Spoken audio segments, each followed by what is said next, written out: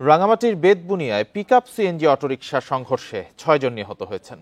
নিহতদের ২ জন নারী ও ৪ জন পুরুষ। নিহতদের মরদেহ রাখা হয়েছে হাসপাতালে। সকাল 10:30টার দিকে রাঙামাটি চট্টগ্রাম সড়কে এই দুর্ঘটনাটি ঘটে। বান্ডেল থাকলে প্রতি সেনমানিতে টাকা বাঁচবে। বিকাশ সেনমানি বান্ডেল কিনে জিতুন প্রতি লেনদেনে। শনিবার রাঙামাটির কাউখালী বেতবুনিয়া সাহেরি বাজারে হাটের দিন। কেনাকাটা শেষে অটোরিকশা করে চট্টগ্রামের রাউজানে ফিরছিলেন ৫ যাত্রী। অটোরিকশাটি চেয়ারম্যান পাড়ায় পৌঁছালে চট্টগ্রাম থেকে আসা একটি পিকআপ অটোরিকশাকে ধাক্কা দেয়। ঘটনাস্থলেই মারা যান এক নারী ও ৩ পুরুষ। দুর্ঘটনার খবরে বেতবুনিয়া পুলিশ ফাঁড়িতে ভিড় করেন শত শত মানুষ।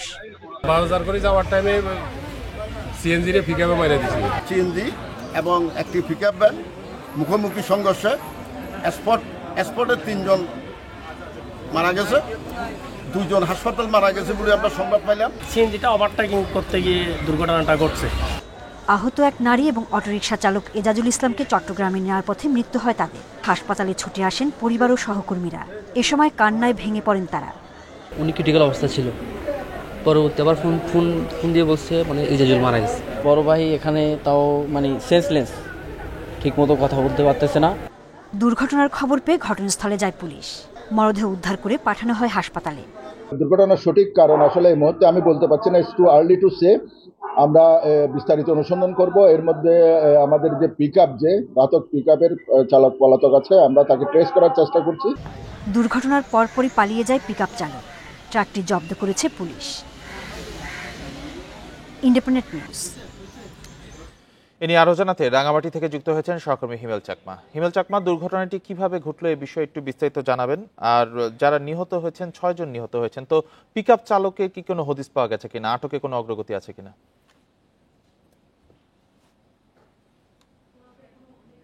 আটকের কোনো অগ্রগতি নেই। আমি দুর্ঘটনার কথা যদি বলি, সকাল 10:30টার দিকে আজকে মূলত কাউখালীর বেতবুনিয়ার সাহেরি বাজার ছিল, হাটের দিন।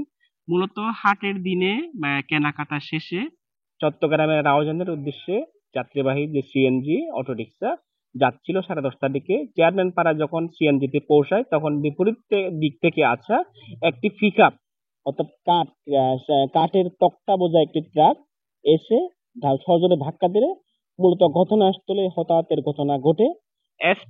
স্পটে 4 জন নিহত হয়। তার মধ্যে একজন নারী ছিল।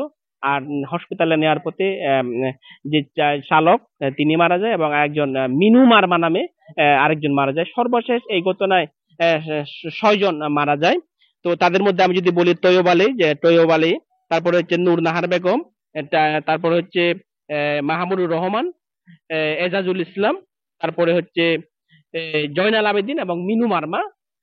এরা হচ্ছে চট্টগ্রাম, রাউজান, হাটাসারি এবং বেতবুনিয়ার এলাকারই বাসিন্দা।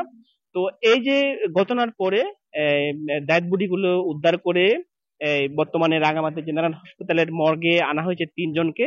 বাকি 3 জনকে আরো আনা হচ্ছে রাঙামাটি, অর্থাৎ এই যে 3 জনকে তারা রাঙামাটি জেনারেল হসপিটালে মর্গে পোস্টমর্টম করার পরে তাদের যে পরবর্তী আইনানুগ ব্যবস্থা সেটা করা হবে। তো এই বিষয়টা নিয়ে আমি কথা বলেছিলাম কাউখালী থানা পুলিশের সাথে। তারা বলেছেন যে এখনো এই ঘটনার কোনো মামলা হয়নি। তবে যে পিকআপ যে চালক, সে পিকআপ চালককে তারা গ্রেপ্তার বা আটক করতে পারেনি। তবে পিকআপ জব্দ আছে এবং সেটি বর্তমানে বেতবুনিয়ার যে পুলিশ ফাঁড়িতে সেখানে রাখা হয়েছে। আসলে এই ঘটনার পরে যে মানুষের মধ্যে একটা দাবি উঠেছে যে বেপরোয়া ভাবে যে গাড়ি চালানো হয়, সেটা তারা এর জন্য প্রতিকার চেয়েছেন। একটা বিষয় যে আমি বলি যে গাড়ির যে চালক, সে যে এজাজ, তার বয়স কিন্তু মাত্র 25 বছর বলা হচ্ছে, অর্থাৎ খুব কম বয়সী এই চালকটি। তা এখানে কিন্তু আমরা প্রতিনিয়ত কিন্তু আমরা দেখি যে এই রাঙামাটিতে যে বেপরোয়া ভাবে সিএনজি চালানো হয়, এর মাধ্যমে আমরা যে প্রতিনিয়ত আহতের খবর পাই। এই ধরনের যে আজকে হচ্ছে বড় ধরনের একটা দুর্ঘটনা ঘটলো, এত বড় ঘটনা, আসলে এটা রাঙামাটির জেলায় অনেকদিন পরে একটা বড় ধরনের দুর্ঘটনা। সবকিছু মিলে আসলে প্রশাসনের পক্ষ থেকেও কিন্তু আমরা দেখেছি যে জেলা প্রশাসন, পুলিশ প্রশাসন সবকিছু তারা স্পটে গিয়েছেন এবং তারা আহত যারা নিহত হয়েছেন তাদের পরিবারদের সহায়তার জন্য তাদের যে সমস্ত কার্যক্রম সেটা করে যাচ্ছে। এই হচ্ছে আমার কাছে রাঙামাটির যে বেতবুনিয়ার যে সড়ক দুর্ঘটনা যে 6 জন নিহতের, সেটার সর্বশেষ। সড়ক দুর্ঘটনার বিষয়ে জানাচ্ছিলেন সহকর্মী হিমেল চাকমা।